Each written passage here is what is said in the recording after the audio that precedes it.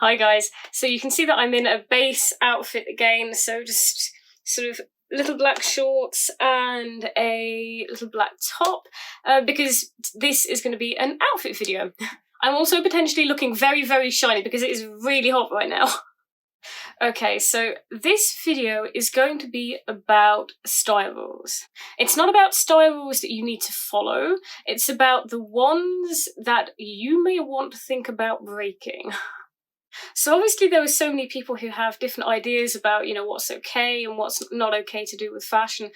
And, if you've seen my other videos and you know that authenticity is just so important to me, that I feel that it's about dressing in a way that brings you meaning. Like, that's what clothing should be about. You should buy things according to what makes you really feel something. At the same time, we need to bear in mind that there are certain rules, certain fashion rules that are actually there for a reason. So they're there to help you. There are rules about like your fashion. Well, fashion style isn't really a rule as such, but things about your body shape. Those rules are there actually to help you. And I have found that learning about those rules, about the different things that suit different body types, has actually really helped me personally. It's helped me to understand, like, what would suit me, why it doesn't suit me, and then how to replicate it and find other things that suit me as well, and then how to spot the things that I know just won't. Now, here's the thing. Some of these rules are portrayed as being what's best for your body shape. But what a lot of these rules are trying to do is they're trying to help you achieve an hourglass figure, because that's what's considered to be the perfect shape, the perfect feminine shape. So, example, if you're a pear shape like me and you're wider on the hips, then they're going to suggest that you pad some way on top. They're going to suggest things like shoulder padding, because that helps even you out. So it does help sort of even out your structure, and it does also give you the hourglass shape. And that can actually be really helpful in terms of telling you, like, certain things that just won't look right and then other things that will. It can help. But what some of these rules don't take into account, I feel, is more androgynous or more masculine women.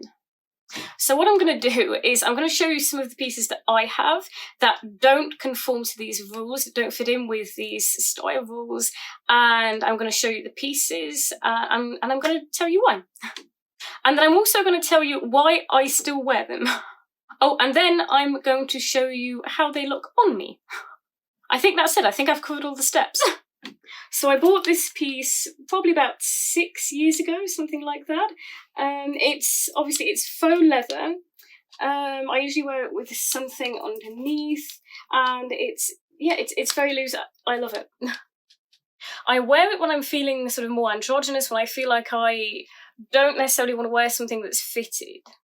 Now, generally speaking, style rules will tell you that this is not something that you want to do, because basically it doesn't fit. So they will probably tell you that if you're going to wear something that's sort of going to be one piece like that you would need to bring it in at the waist, to give it more shape.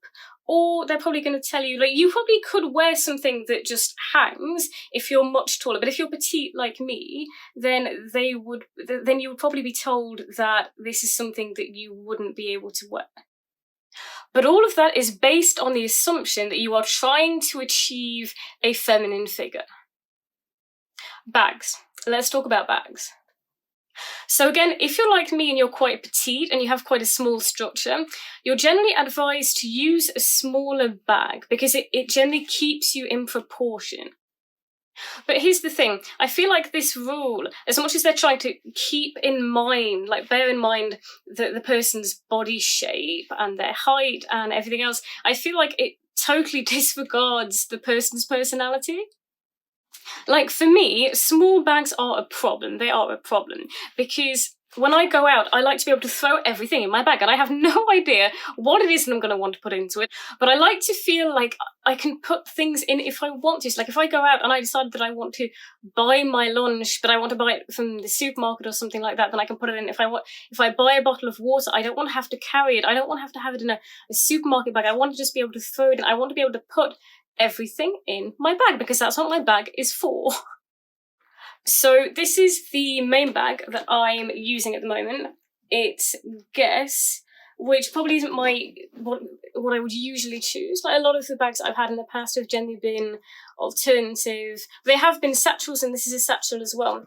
And what's helpful about it is that there's no other colour on it, so it just goes with everything. I can wear it with everything.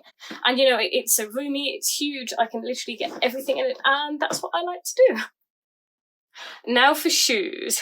Now this is a tricky one, because I feel like generally style and fashion rules tend to sort of try to warn you off shoes that are very masculine. And there are times when I feel like a shoe is too masculine for me to wear for a particular outfit. But I actually feel like it's to the extent that the fashion rules literally try to make sure at all costs it feels sometimes that you avoid any sort of masculine shoe completely. And obviously if you have a more androgynous or more masculine style, then that's something that's just not going to work. So these are my New Rocks. They are my New Rock boots. New Rock is a very well-known brand within like the alternative punk goth community. You can probably see that they are awesome. So yeah, definitely very punk goth. They are very heavy, so you definitely don't want to be wearing them when it's hot. It's hot now, but you know, you definitely wouldn't want to walk around outside when it's like this hot. But also if you've got a lot of walking to do, you wouldn't want to wear them, because they are so heavy that literally your legs will just be killing you by the time you finish. You can see like there's so much metal in these boots. So there's like the metal at the front, like the metal toe caps, you've got the metallic heel, and then you've got all the metallic buckles. It's just metal, metal, metal. But I had basically wanted these boots forever, and I bought them, and then I actually did come across the style rules around that time, like, and I heard about all these style rules that say, you know, this doesn't suit your body shape and all these things, and I just, you know, I knew that the masculine boots fitted into that category, and I thought, oh, maybe I shouldn't be wearing them. And then I realised that, you know, that's ridiculous, because your personality has to come first. It has to. So the takeaway from this video, I'm hoping, is that style rules, you know, that tell you about your body shape and that about what looks right and what looks good and what suits your body shape and what doesn't, are really, really helpful. They're definitely worth looking up and maybe learning a bit about, but do not let them rule you, and do not let them put you off something that really matters to you. Because dressing for your personality and in a way that feels good and authentic is always going to be more important. So if you liked the video, then please hit the like button and or leave a comment, or you can go over to my Instagram, leave me a comment on there. I'd love you to follow me on IG as well. And if you'd like to see more of my videos, then please hit the subscribe button, and I will see you soon.